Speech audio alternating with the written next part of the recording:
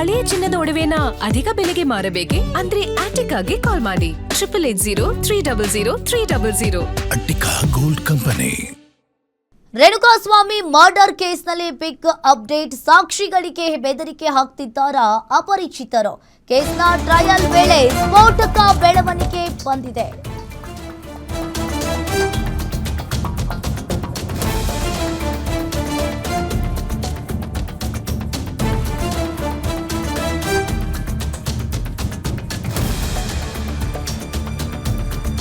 ರೇಣುಕಾಸ್ವಾಮಿ ಪ್ರಕರಣಕ್ಕೆ ಸಂಬಂಧಪಟ್ಟಂತೆ ಈಗ ರೇಣುಕಾಸ್ವಾಮಿ ಮರ್ಡರ್ ಕೇಸ್ನಲ್ಲಿ ಬಿಗ್ ಅಪ್ಡೇಟ್. ಸಾಕ್ಷಿಗಳಿಗೆ ಬೆದರಿಕೆ ಹಾಕ್ತಾ ಇದ್ದಾರಾ ಹಾಗಾದ್ರೆ ಅಪರಿಚಿತರು?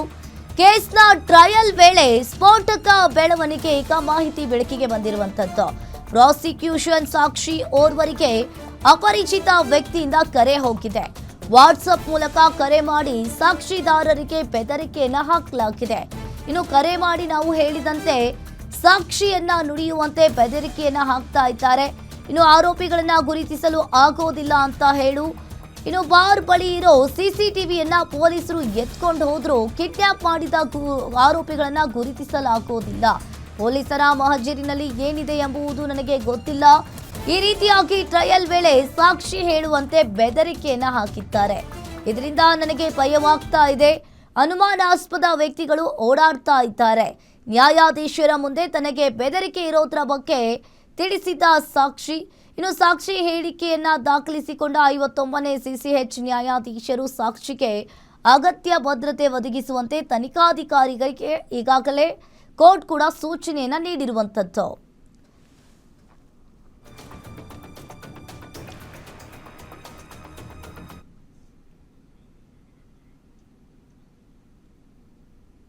ಪ್ರಾಸಿಕ್ಯೂಷನ್ ಸಾಕ್ಷಿ ಓರ್ವರಿಗೆ ಈಗಾಗಲೇ ಅಪರಿಚಿತರಿಂದ ಕರೆ ಬಂದಿರುವಂಥದ್ದು. ಕರೆ ಮಾಡಿ ನಾವು ಹೇಳಿದಂತೆ ಸಾಕ್ಷಿ ನುಡಿಯುವಂತೆ ಬೆದರಿಕೆಯನ್ನು ಹಾಕಲಾಗಿದೆ. ಇಲ್ಲಿ ಆರೋಪಿಗಳನ್ನು ಗುರುತಿಸಲು ಆಗೋದಿಲ್ಲ ಅಂತ ಹೇಳಿ ಆ ಅಪರಿಚಿತರು ಹೇಳ್ತಾ ಇದ್ದಾರೆ.